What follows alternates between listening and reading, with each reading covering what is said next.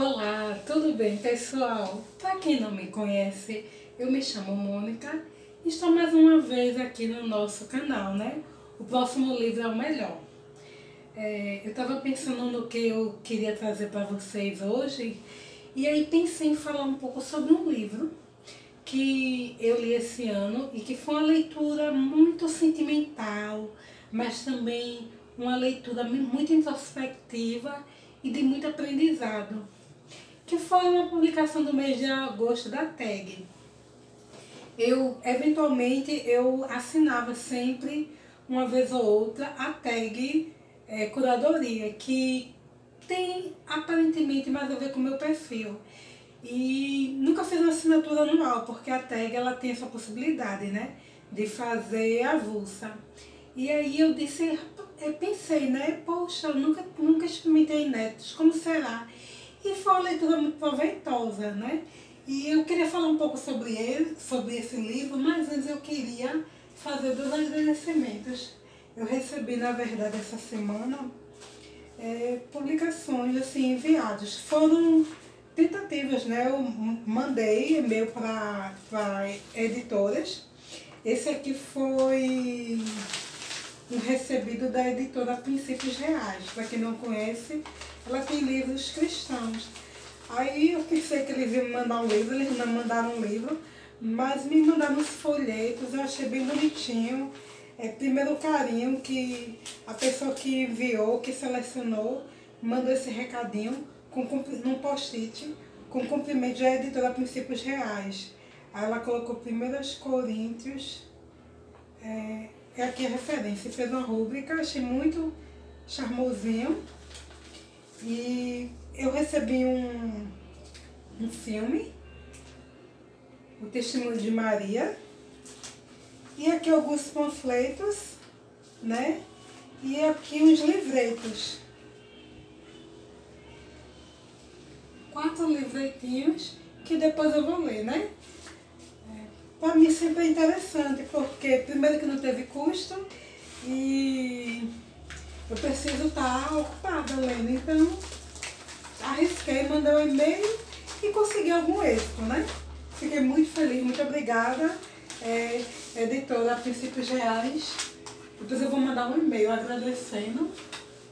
E eu recebi um outro, para quem não conhece, tem a editora Grande Trigo, que é também cristã, e ela tem no catálogo, eu acho que são cerca de 10 livros que você pode solicitar, eles não cobram por envio, nem por esse tipo de publicação, só que é um por vez que você tem que pedir.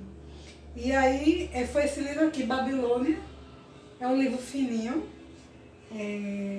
de menos de 100 páginas, mas eu já li outros livros dele, desse escritor David Dier, que já é um escritor, é um pastor falecido, mas que escreveu muita coisa, e é muito interessante o que ele escreve. Espero brevemente também ler esse livro Babilônia. Eu vou também mandar um e-mail agradecimento. Agora, para não ficar tão longa, né, essa resenha, deixa eu falar um pouquinho sobre o livro, para que vocês ficaram curiosas para saber qual é. Como eu não estou podendo comprar nada, eventualmente eu não tenho tanta pressa em comentar sobre livros do hype, eu estou selecionando livros que mexeram comigo. Para quem não conhece a TAG Neto, ele vem com a luvinha, tá bom? Aí vem essa revistinha maravilhosa que explica um pouco sobre o projeto TAG, o livro, o escritor, outras obras, mas em geral tem um resumo do livro. Eu nunca gosto de ler a revista antes de ler o livro. Eu posso ler depois, mas antes não, porque eu não gosto do spoiler. E aqui é um mapinha, um joguinho literário bem interessante. E o livro em questão é esse aqui, Querido Eduardo. Para quem não conhece, é uma publicação americana de Anne Napolitano, né? E assim, em resumo, a história, ela tem como cenário um desastre de avião. É um menino que ele mora com os pais e um irmão mais velho que ele. E o pai recebe uma proposta de trabalho E aí eles estão se dirigindo, né, de New York para Los Angeles. E o que acontece? Infelizmente esse avião ele cai e todos os passageiros morrem, com exceção desse menino. E aí o livro ele aborda esse aspecto da queda, ele se situa em dois aspectos. Um, da realidade atual do menino cotidiano, e aí ele vai traçando toda a história. E tem que é um cronograma por datas, e tem uma parte que é um cronograma por horas, que mostra trechos vivenciados de lembranças de dentro do avião. E esse menino se vê órfão, único sobrevivente, e ele vai morar com um casal de tios, né? Que é irmão do pai dele. E esses tios não têm filhos.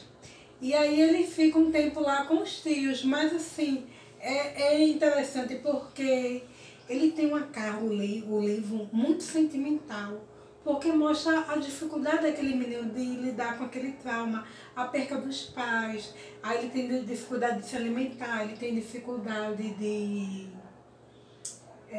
interagir, ele tem dificuldade com o sono, e ele se fecha muito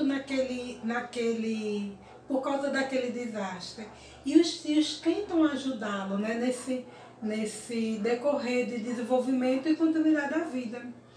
E o menino ele é muito assim, sufocado em parte pelas pessoas, o olhar das pessoas como o único sobrevivente, e as pessoas querem chegar próximo. Inclusive o tio tem todo um cuidado para isolar o menino do contato virtual, de acesso a notícias, portais, tudo isso. E ele faz uma amizade com a vizinha, com a criança. E vez por outra vai dormir lá na casa da menina, né? E eu separei dois textos que eu quero ler com vocês, porque esse livro, ele mexe muito e para mim é de muito aprendizado, porque mostra essa questão dele lidar com essa situação, e ele se sente muito culpado, né? Por tudo que ele está vivendo, por não ter a família mais, e por se ver como o único sobrevivente. Por que eu? Né? Porque eu sou privilegiado.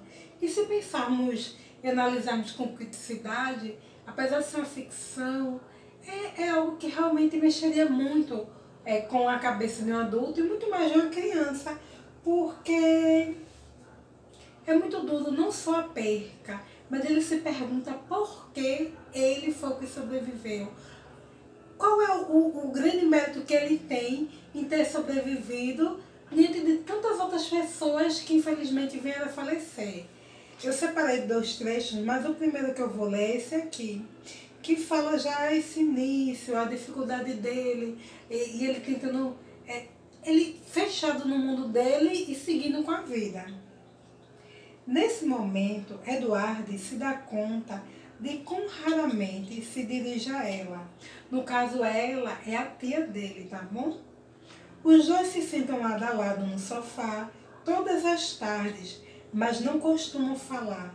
Eduardo gosta da tia, mas ela parece mais imprevisível que John.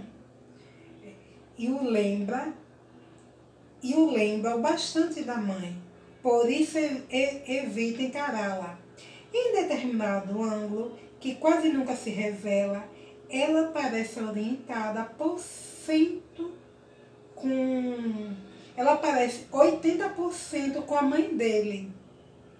Na maior parte do tempo, no entanto, parece frustrantes 20%, apenas como um lembrete do que Eduardo perdeu.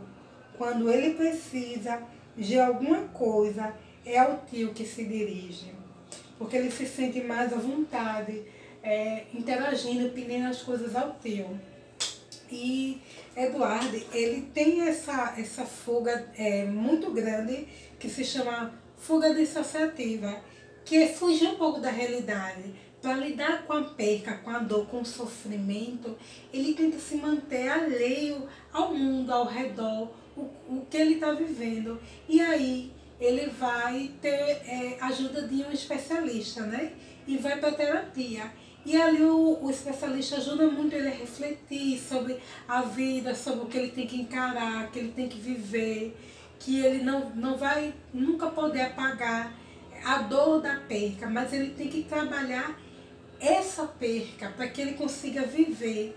E a amiga dele, acho que é a Chay, é uma menina que tem um papel muito importante nessa soltura dele. E eles são crianças, ele tem 12 anos, e aí eles vão se desenvolvendo. Ele antes nunca tinha estudado numa escola pública, porque os pais queriam uma educação dentro do lar. Lá nos Estados Unidos é muito comum isso também, essa possibilidade dos pais serem tutores do filho no aspecto de educação, e os meninos se meterem apenas a exames, e aí ele vai ter que encarar uma escola que ele nunca tinha encarado, e ele tem uma certa dificuldade. Mas num dado momento da história, Eduardo, junto com a Chay, eles na garagem do tio, eles encontram malas. E eles têm curiosidade de abrir. E lá ele encontra cartas. Cartas que as pessoas enviaram para eles. Inclusive cartas de parentes de pessoas que morreram no desastre. E aí ele com a Chay começa a abrir aquelas malas, sem o tio saber, começa a ler. E aquilo para ele é assim de uma importância muito grande, porque quando ele começa a trabalhar melhor, além da terapia, claro, com as emoções dele, a lidar com aquele luto. E aí ele recebe uma grande indenização que está no depósito judicial, né? Que ele é menor, ainda não tem acesso àquilo ali, e ele decide destinar aquele fundo ali para as famílias de pessoas que não necessariamente diretamente tiveram acesso àquela indenização.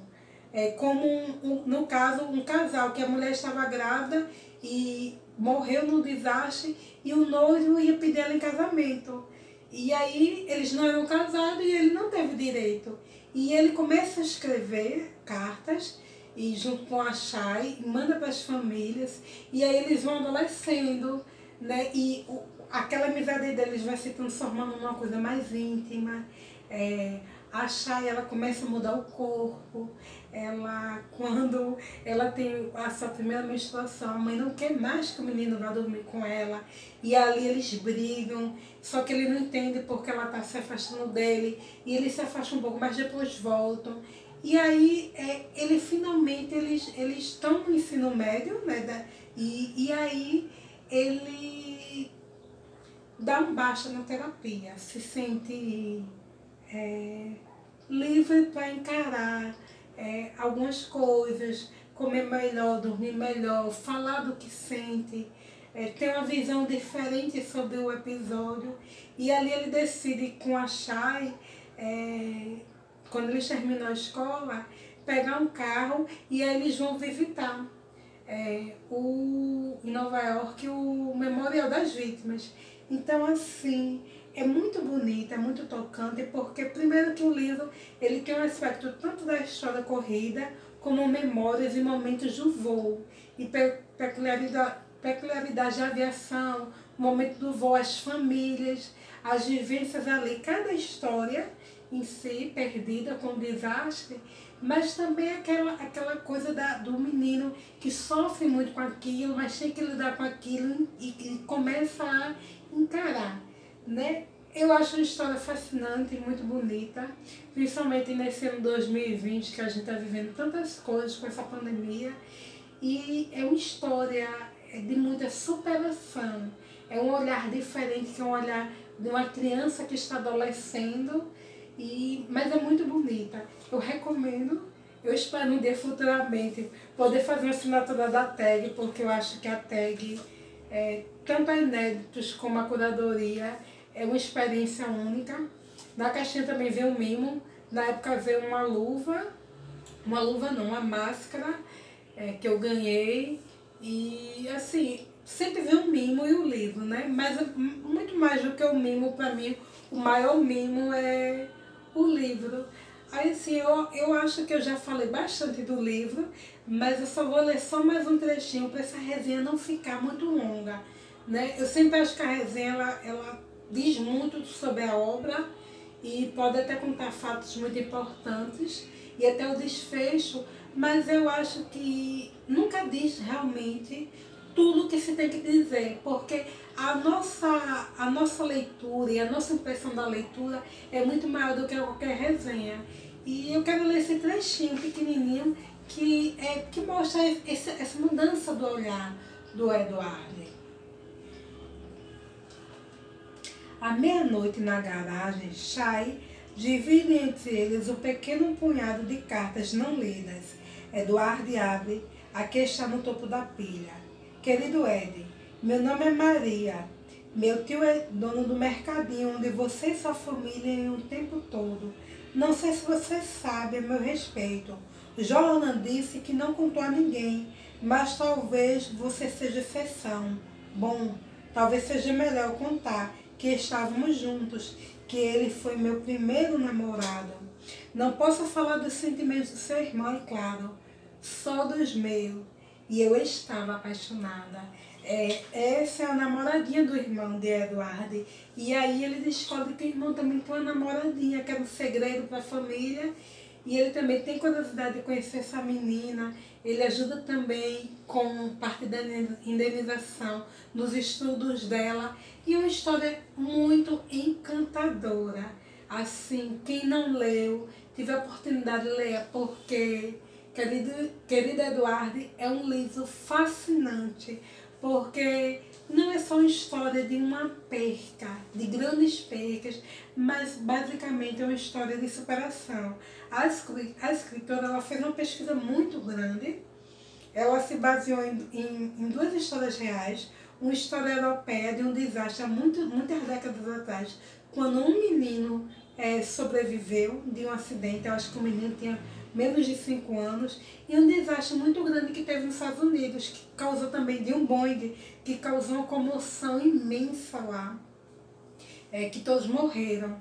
E assim, mas o que eu acho mais interessante de tudo isso é que ela se apropriou um pouco de histórias reais, mas para falar sobre o desastre, sobre a dor, sobre a perca, mas ela usou a história de um menino para que a história ficasse ainda mais tocante, um olhar mais inocente, mais puro e com certeza mais suavizado.